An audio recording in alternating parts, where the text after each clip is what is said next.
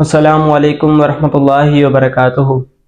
الحمدللہ رب العالمین، الصلاۃ والسلام علی سیدنا محمد وعلی آلہ وصحبہ اجمعین ومن تبعہم بإحسان الی یوم الدین، اما بعد، اعوذ باللہ من الشیطان الرجیم، بسم اللہ الرحمن الرحیم۔ سامعین کرام، آج کا ہمارا موضوع ہے کیا وظیفے کرنے سے کوئی فائدہ بھی حاصل ہوتا ہے یا کون سے وظیفے کرنے چاہیے۔ یہ جو لوگ ادھر ادھر سے پیر مرید اور یہ ملنگ وغیرہ جو بتاتے ہیں وظیفے کی، جی فلانی تسبیح 500 والی پڑھنی، فلانی تسبیح 5000 والی پڑھنی ہے، اور ایسے بندہ یہ اتنی زیادہ مرتبہ پڑھنے سے بندہ اکتا جاتا ہے۔ اور ہمیں جو ہے قرآن پاک کے اندر ہی بہت سے وظیفے اور بہت سی آیتیں ہمارے لیے شفا کا پیغام ہے۔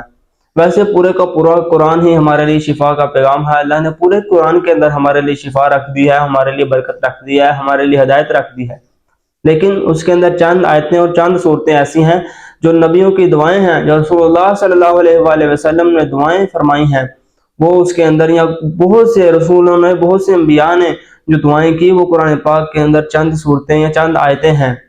ان کو ہمیں وظیفوں کے طور پر استعمال کرنا چاہیے، ان سے بڑا فائدہ حاصل ہوتا ہے۔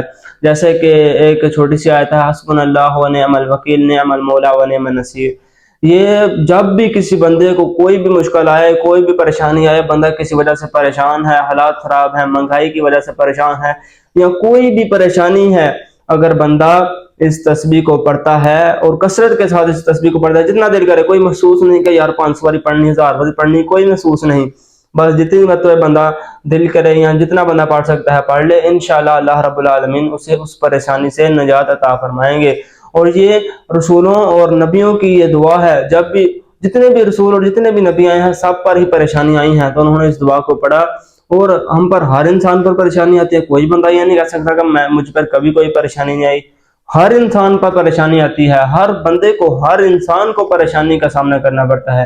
وہ کوئی پریشانی ہو سکتی ہے اولاد کی طرف سے، یا مہنگائی کی طرف سے، یا کوئی بھی سیاسی معاملات ہو سکتے ہیں۔ کسی وجہ سے بندہ پریشان ہو تو اس چھوٹے سے آیت کے ٹکڑے کو، حسبنا اللہ و نعم الوکیل نعم المولا و نعم النصیر، اس کو کثرت سے پڑھیں۔